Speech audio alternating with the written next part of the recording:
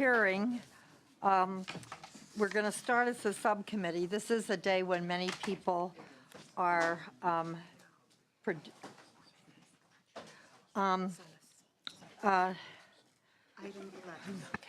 when many people will be coming and going because we're presenting bills in various houses. Now we have 2 authors. This is good. We have 12 items before us today. 1 item is on consent. But right now we have item number 11, AB 1168 by Salas, Peace Officers Basic Training Requirements.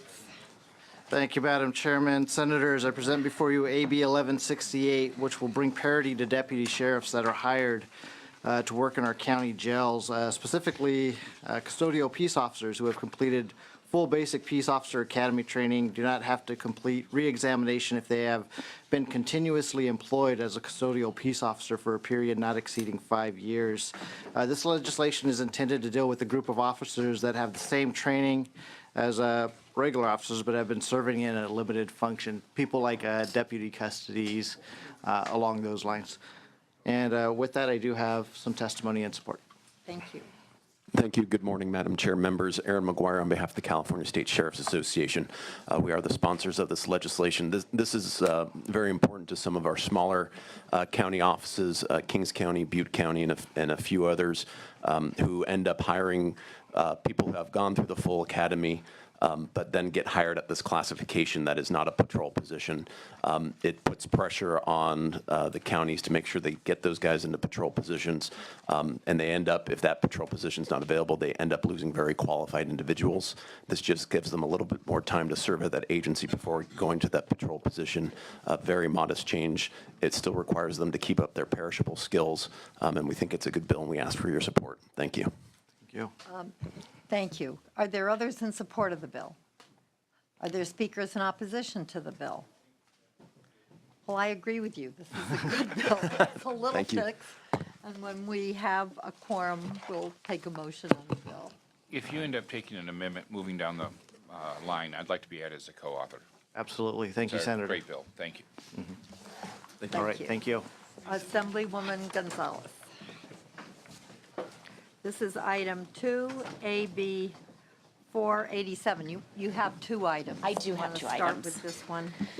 We'll start with AB 487. How are you? Good morning, Madam Chair and Senators. In 2008, the voters of California passed Marcy's Law, amending the state constitution to protect and expand the rights of victims of crime. Some of these rights include notification of court proceedings, including all post-conviction release decisions. Current law only requires the Board of Parole hearings notify the victims or next of kin who request these notification, but omits the district attorney in the process. This is problematic because DAs sometimes serve as the only voice for crime victims. AB 487 will close this loophole by adding a notification requirement to the DAs when an inmate request to advance a parole hearing. This bill does not take away any authority from the Board of Parole. It simply adds a layer of representation for all victims in California to weigh in before a decision is made. I'm also accepting the committee's recommendation to limit the scope of the bill to notifications only and leave it to the Board of Parole to notify the DA in a timely manner without a specific timeline. AB 487 received unanimous support out of the Policy Committee and in the Assembly. And with me today, I have Richard Sachs from the Deputy District Attorney in San Diego County, who will share his experiences with the committee. Good morning, Madam Chair. My name is Richard Sachs. I've been a prosecutor for approximately 30 years in San Diego County. Here on behalf of District Attorney Bonnie Dumanis as the sponsor of the bill. I was the person that formed the Lifer unit in San Diego County 20 years ago. And basically what this bill does, it just gives notice and an opportunity to be heard for prosecutors before a parole hearing is advanced. It does not change any standards or change the law in any other significant way. It's simply a chance for stakeholders to weigh in. Thank you. Thank you. Others in support?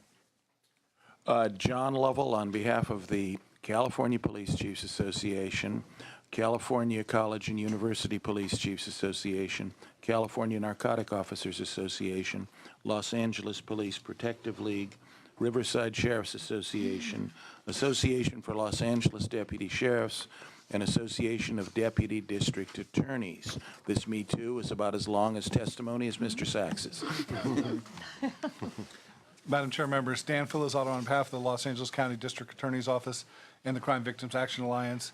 As the sponsor indicated, district attorneys have a constitutional obligation under Marcy's Law, but we don't always have the ability to fulfill that obligation. AB 47 will give us that ability, so we ask for your aye vote. Thank you. Sean Hoffman with the California District Attorneys Association, also in support. Aaron McGuire on behalf of the California State Sheriff's Association, also in support. Thank you, Madam Chair. Members, Dawn Kepke on behalf of Crime Victims United of California, also in support. Good. Others in support?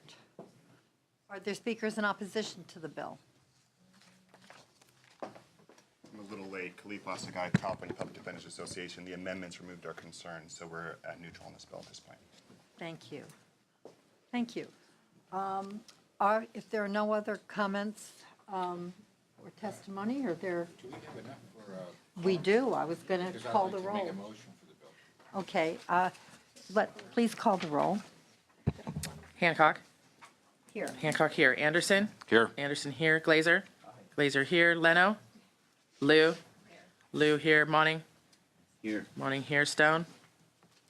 Okay, we've established a quorum. Senator Anderson. If you end up taking an amendment, I'd like to be added as a co-author. And with that, I'd like to make a motion.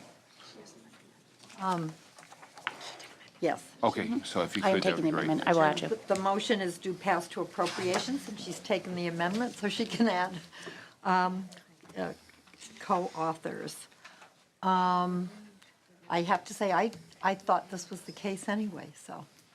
I thought so too. I was surprised. This is a good bill. Is this, excuse me, are you trying to give testimony? Yes, I apologize. I was County of San Diego in support. Thank you. Okay, so the bill has been moved. The motion is due pass to appropriations. Please call the roll. Hancock. Aye. Hancock, aye. Anderson. Aye. Anderson, aye. Glazer. Glazer, aye. Leno. Lou. Lou, aye. Monning. Aye. Monning, aye. Stone. Okay, that bill has enough votes to pass. We'll hold the roll open for the absent member. Madam Chair, would you like a motion on item 11? If you would like to do it, why not? We heard item 11 as a subcommittee, Senator Anderson and I. This is quite a simple bill, and he would like to move it now. Hancock. Aye. Hancock, aye. Anderson. Aye. Anderson, aye. Glazer. Glazer, aye. Leno. Lou. Lou, aye. Monning. Aye. Monning, aye. Thank you. That bill will also hold the roll open for the absent members. Assemblywoman Gonzalez, your second bill, AB 546. Thank you, Madam Chair. Under existing law, probation officers are required to complete most of the probation training through the Board of State and Community Corrections, with the exception of one course. The PC 832 course is required to be certified by the Peace Officer Standards and Training Post. This course consists of a minimum of 64 hours, learning domains such as use of force, laws of arrest, search and seizure, among others. In order for a department to offer a PC 832 course, the course and trainer must be certified by post. The problem with the PC 832 course is that probation departments across the state are facing significant issues accessing this training. According to the Chief Probation Officers of California, the average trainee may have to wait 6 to 12 months for a course, and many departments have to send officers out of the county, costing additional money. Despite the aforementioned needs, additional courses have not been considered for certification by post. This is causing new hires delay to start their service. In order to ensure that the state is meeting local and regional training demands, AB 546 would authorize the probation departments that have met all other training and testing specifications and that are willing to pay for putting on the course the ability to be certified by post, even if their internal view of needs is not met. This bill is narrowly tailored for probation officers and will not impact the training of other peace officers. With me to testify today in support of the bill is Phil Cater, Chief Probation Officer of Contra Costa County, and also here is Danielle Sanchez with the Chief Probation Officers of California, who can answer any of the technical questions. Good morning, Madam Chair and members. Danielle Sanchez with the Chief Probation Officers of California. I'll keep my comments brief and then turn it over to Chief Cater for his comments. First, I want to thank the author for carrying this bill for us. Over the last several years, probation departments have seen increasing difficulty getting access to this particular PC 832 course. It's been a myriad of issues, from fewer courses being offered, difficulty identifying where those courses are offered, and then certainly trying to coordinate with some of the regional and travel demands among departments. For us, this is really about the efficacy of delivery for these types of courses. Probation is very much interested in becoming certified, but what we have learned through the course of our discussions with Post is that there's some challenges based on their kind of internal read of the needs assessment piece. We've been working very closely with them toward this end, and I think we have really set forth a positive path for fixing this going forward. But it's very important that we address legislatively this needs component so that we can make sure going forward that we're not back in this same position in a few years. So we appreciate the committee's support today, and certainly I'll turn it over to the chief for his comments. Good morning. I'm Phil Cater, the Chief Probation Officer of Contra Costa County, and pleased to be here. As some of you know, certainly Senator Hancock knows, I'm not a person that likes to be brief, but I will do my best this morning. Probation departments across the state have been facing these unique challenges in getting access to this PC 832 arrest and firearms trainings that are offered by Post. We believe the more trained staff completed in a timely manner provide us with the best chance to ensure safety of our staff, safety of our clients, and the safety of our community. Many probation departments are interested in seeking this certification to become a provider of this course through Post, but one of the biggest challenges has been the needs assessment component. Our departments throughout the state are interested in doing this, and we look forward to having this opportunity. In essence, AB 546 would ensure that probation departments can get courses certified as long as they meet all the training, testing, and course specifications required of a provider. This legislation simply provides an additional option to ensure the most timely and cost-effective mandatory training opportunity. With that said, we ask for your support and an aye vote today. Thank you. Others? Good morning, Madam Chair, Senators. Alberto Chirico, representing the State Coalition of Probation Organizations. As you know, with the advent of realignment, there's been a tremendous increase in caseloads. There's also been an increase in funding for the county probation departments. Unfortunately, although many departments are trying to hire people, one of the impediments is the 832 certification. This bill will allow for streamlining of that process and allow the probation departments to get staffed up to be able to deal with the greater populations. We support the bill, respectfully ask for an aye vote. Thank you. Are there others in support of the bill? Please come up, yes. And then if there are those in opposition to the bill, would you prepare to speak, please? Andrew Langley on behalf of Contra Costa County in support. Thank you. Thank you. Speakers in opposition? Seeing and hearing none, are there questions or comments from committee members? Senator Anderson. I'd like to move the bill. Thank you. The bill has been moved. Again, it seems like a good step forward to get the probation officers we need so that we can have reasonable caseloads and stop recidivism and increase the safety in our communities. So I'll be supporting the bill. Please read the roll. Hancock. Aye. Hancock, aye. Anderson. Aye. Anderson, aye. Glazer. Aye. Glazer, aye. Leno. Lou. Lou, aye. Monning. Stone. Thank you. Thank Again, you. we'll hold the roll open for the absent members.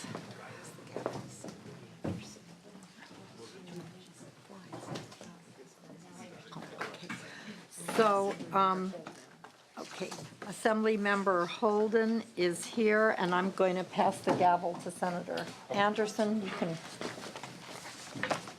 come here if you want. Please go ahead and present AB 526. Thank you, and good morning, Senators and Chairman. AB 526 increases the penalty for abductions for the purposes of prostitution from $2,000 to $5,000. California Penal Code Section 267 has not been updated for more than 30 years. AB 526 updates this code section to closely match the dollar amount of the fine to the rate of inflation. AB 526 makes this code section relevant in today's legal atmosphere. I thank you for your consideration and respectfully ask for your aye vote on AB 526. Do we have witnesses in support? John Lovell on behalf of the California Police Chiefs Association. We are strongly in support of this bill. Human trafficking is a crime that has grown exponentially. In fact, this last weekend, I was watching the news on Azteca America, and the newscaster was giving, it was chilling, she was giving a business account of cartel revenues, and she breathlessly told the audience that drugs remain number one as an income stream, but human trafficking is now number two. It is ahead of extortion, it is ahead of murder for hire, and it is ahead of kidnapping. This bill recognizes that unhappy reality and refocuses attention on the crime, and we strongly support it. Any additional witnesses in support? Witnesses in opposition, please? Senators, do you have any questions? Comment in the analysis on page 5 about those folks who couldn't afford to pay the fine, we increased it, and just a comment about any money to the defendant ought to go to the true victim, the prostituted minor. Increasing the fine will take money away from the victims and give it to the state. Any comment? Yeah, I think, thank you for the question, Senator. I think that what we're recognizing is that in this particular code, the amount that was being levied was at such a offensively low level that we needed to make appropriate increases. There have been bills and not bills, but there have been propositions that have been before us that have amended various codes to sort of strengthen various aspects of fines and penalties for those who are guilty of human trafficking. And in this particular instance, we noticed that in this particular area there was just such a dramatic differential in terms of the low amount that was being presented, and we just wanted to make the increase. We do recognize that and certainly want to make sure that victims are properly addressed and that their resources are properly allocated. But in this particular instance, the idea was to increase the woefully low level of the fine. And if I may, Senator, there really are two issues here. One is that the societal debt for the crime itself. And secondly, though, we do support various intervention programs for crime victims, and we think that there should be robust intervention efforts. We don't think the criminal should be part of a direct subsidy, however. We think the criminal is the criminal and ought to pay his or her penalty to society in the first instance. Thank you. Senator Glazer? I'm sorry, Senator Liu, are you finished? That's fine. Okay. Senator Glazer? Thank you, Assemblyman. Thank you for bringing this bill to us today. I was wondering if you could share your thinking as to why you would not consider making this penalty, if this is such a heinous crime, even greater than what you're proposing today. Well, I think that, and certainly if there was an opportunity to, if we thought that it was a way that we could increase it even more, but I think that what we were trying to find was a appropriate increase from the level that it was at to what would be a more appropriate fine at this particular stage, and by using the increase, a cost of living type of increase, it just sort of was the best way to, we think at this point, find an appropriate and reasonable way to increase it. We do know that under Proposition 35 that there's also been addressed a higher amount that's allocated to that particular initiative. And so we hope that this would be at least a first step in terms of making an increase that would be viewed as stronger than what it was previously. See, and I noticed that the California Police Chiefs calls this change would serve as a deterrent for committing abduction for the purpose of prostitution, and I don't find that very persuasive myself, and I certainly would be open to making this fine much more substantial. So, yeah, I appreciate that. Would someone like to make a motion? I'll move the bill. Thank you. Before we go to that motion, would you like to close? My only close, Senator, would be that this is a crime that impacts across the spectrum on young girls and boys, and it is one that we are recognizing as a society that we have to really come down hard on. And I do think that trying to find the ways of being most aggressive on this are certainly appropriate. We are just recognizing this in this particular section code that an appropriate change in the increase is what we're proposing under the bill. And certainly as time goes on, we will be happy to continue to look at other means to be even more aggressive in this area because we think that it's certainly warranted. Thank you. The motion is due pass. Hancock. Anderson. Aye. Anderson, aye. Glazer. Aye. Glazer, aye. Leno. Aye. Leno, aye. Lou. Aye. Lou, aye. Monning. Stone. We're going to put the bill on call so everyone may add on. So thank you very much for your presentation. Thank you very much, Senator. Thank you. Item number 6, Assemblymember Santiago, AB 673.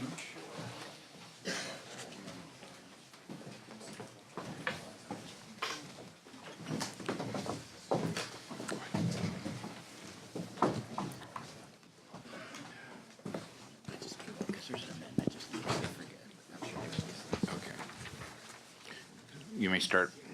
Thank you, Senators. I appreciate the opportunity to present before you.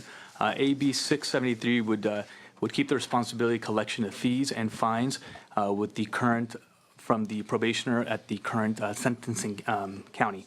The current law currently has that a probationer's case sometimes is transferred from county to county depending on whether that person moves or any other factors that may have that person move from county to county.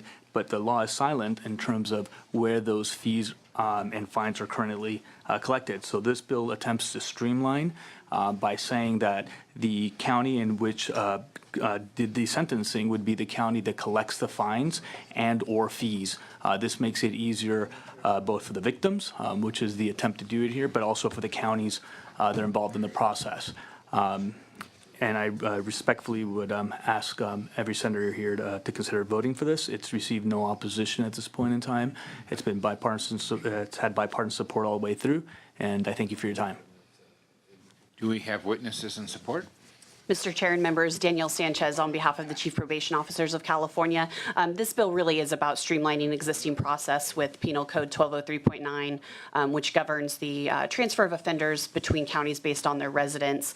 The statute is currently silent on the fines and fee issue. We want to make sure that there's one process for all counties to kind of abide by so that for victim restitution, fines and fees, both the probationers and the victims kind of know who to contact in their respective means. We do appreciate the suggested committee amendments to clarify a few things that better align with the intent of the bill, and for those reasons, we ask for your aye vote today. Thank you. John Lovell on behalf of the Association of Deputy District Attorneys, the Los Angeles County Deputy Probation Officers Organization, Riverside Sheriff's Association, and the California College and University Police Chiefs Association, all in support. Sean Hoffman with the California District Attorneys Association, also in support. Additional witnesses in support? Sharon Riley on behalf of the Judicial Council. We are also in support. Thank you. Morning, Mr. Chair. Ryan Sherman on behalf of Los Angeles County Professional Peace Officers and Sacramento County Deputy Sheriff's Association in support. Thanks. Thank you. Do we have any witnesses in opposition? Assemblymember, before we go further, because we have that amendment, I need you to acknowledge that you're accepting it. Yes, I'm accepting the amendments. Okay, excellent. Move the bill as amended. Absolutely, that's terrific. Any other questions? Senator? I'm just procedural question, Mr. Chairman. Where are the amendments? They've been provided to us here at the dais, or what's the process? I know we took some amendments on an earlier bill, and I didn't see those either. The amendments are described on page 6. The general rule under this bill is that the county of conviction will collect the payments from the defendant. But there's a process where the county of conviction and the county where the case is transferred can elect to have the county of transfer collect it. And the amendment just says that if the county of transfer is going to collect the payments from the defendant, it collects all of them. Right, but I'm asking a procedural question now, which is what's the practice of the committee in terms of providing these amendments to the members of the committee? The amendments can be provided in text, but they also can be provided in narrative form reflected in the analysis. Also, on some occasions, amendments come up organically as a result of the committee conversation. So generally, if those amendments are consistent with the bill and committee members do not object, the committee may accept amendments in that format as well. Great, thank you. With that, we have a motion do pass with amendment. Oh, I'm sorry, you did such a fine job. I didn't give you a chance to close. I respectfully ask for your aye vote. Thank you. Hancock. Anderson. Aye. Anderson, aye. Glazer. Aye. Glazer, aye. Leno. Aye. Leno, aye. Lou. Lou, aye. Monning. Stone. We're going to keep the roll on call so that we can have other members add on. Thank you. Mr. Chair? Yes, Mr. Leno. Senator Move the Leno. consent calendar. We've been waiting all morning for you. Thank you so much. All right. Hancock. Anderson. Aye. Anderson, aye. Glazer. Yes. Glazer, aye. Leno. Aye. Leno, aye. Lou. Lou, aye. Big consent calendar there. We'll have to get that out of the way. Assemblymember Cork, would you like to come up and present AB 909, item number 9, please? All right. Well, thank you, Chair and Senators. There are a large number of untested rape kits nationwide. AB 909 would require local law enforcement agencies to track and report on the number of rape kits they collect, how many they test, and how many go untested. This measure will also require law enforcement agencies to document the reasons for not submitting certain rape kits to be tested. Further, AB 909 will require local law enforcement agencies to annually submit this information to the Department of Justice. This measure will also require the Department of Justice to submit an annual report to the appropriate legislative committees. Investigators are currently not required to document the reasons for not submitting a rape kit to be tested. Due to the lack of tracking and reporting requirements, the total number of unanalyzed kits statewide is unknown. The unknown number of unanalyzed kits that are sitting in evidence rooms across the state allow perpetrators to walk free and deprive victims of justice. It's essential to understand how large the backlog really is in order to tackle the problem effectively. Also, the reasons for not testing. AB 909 is supported by Crime Victims United, the American Civil Liberties Union, California Women Lawyers, the National Association of Social Workers, California chapter, and many more. I have today as witness Micah Doctoroff, American Civil Liberties Union of California, and Dawn Kepke, Crime Victims United.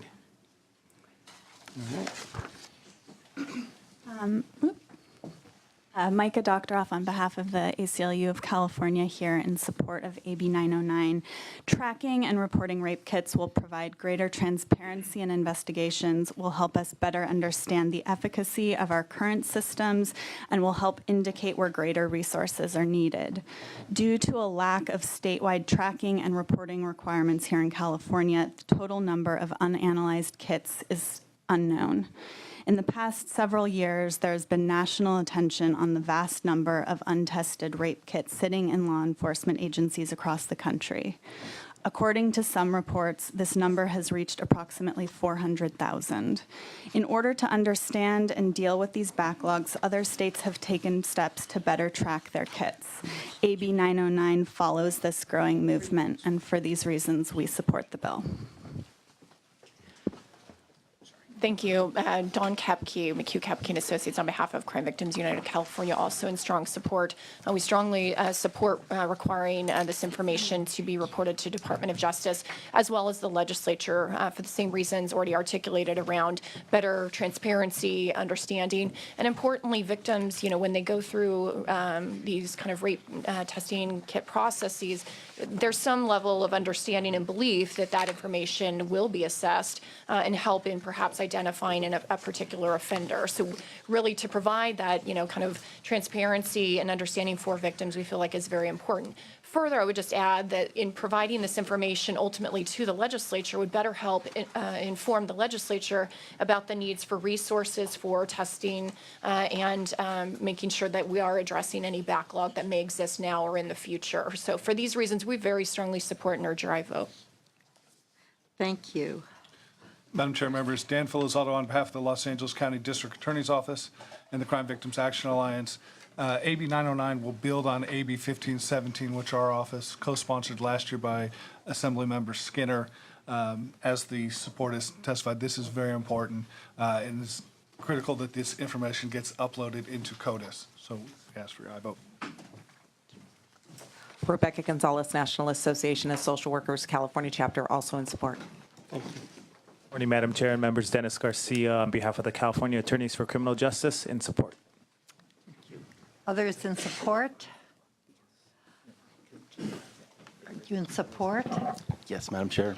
Ryan Sherman on behalf of Los Angeles County Professional Peace Officers, Sacramento Deputy Sheriffs, Long Beach Police Officers, and the California Fraternal Order of Police. All in support. Thank you. Thank you. Others in support? Speakers in opposition to the bill?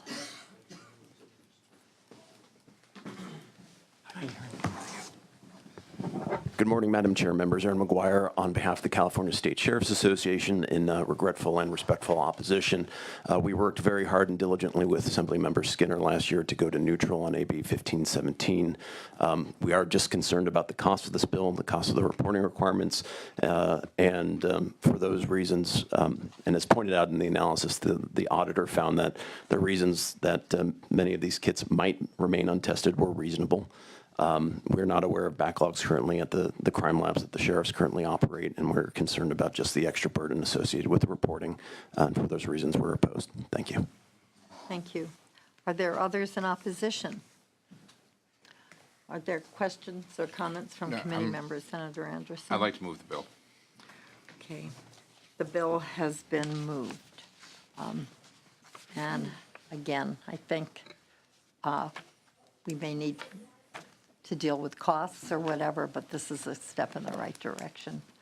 Please read the roll. Hancock. Aye. Hancock, aye. Anderson. Aye. Anderson, aye. Glazer. Aye. Glazer, aye. Leno. Aye. Leno, aye. Lou. Lou, aye. Monning. Stone. Thank you. Thank you very much. Your bill has enough votes to pass. We'll hold the roll open for the absent members. So is Levine.